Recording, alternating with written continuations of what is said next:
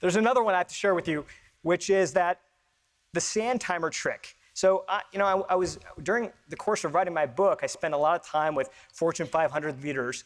And I went inside a company one time and I saw that one of the guys had a sand timer on his desk. And so I asked him about it. I said, why the sand timer? And he says, look, every once in a while, I'll have a problem, something that's nagging me. It could be something from home. It could be something from work. And it's really, really hard for me to get present with all the other things I need to do. So I'm going into my team meetings and I'm finding that one thing is still just sort of nagging at me. And so what I decided to do is I decided to buy one of these sand timers. And what I'll do is I'll shut the door to my office and I'll literally flip it over. It's a 5-minute timer. And for those 5 minutes, I force myself to focus on nothing but that problem. I'll literally just stare at this timer and I'll think about nothing but that for 5 minutes. He's like, and by the end of that 5 minutes, what I realize is either I have some creative insights, things I can do to fix the problem, or I might not. But what I find is no matter what, is that at the end of the 5 minutes, it's not nagging me as much as it did before. Because that's the kind of thing about problems, right?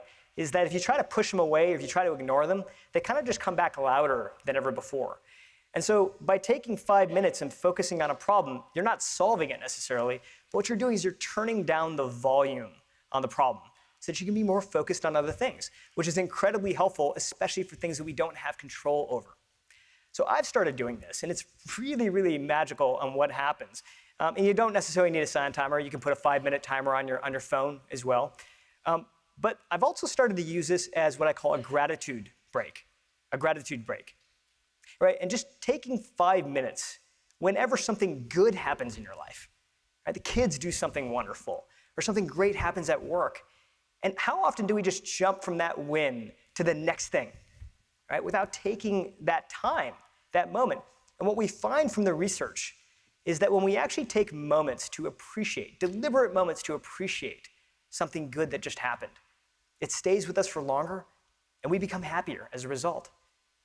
So just taking these gratitude breaks, and consider that the next time something really good happens. Set a timer on your phone or get one of these sand timers, and just take a little break and just focus on that for a little bit.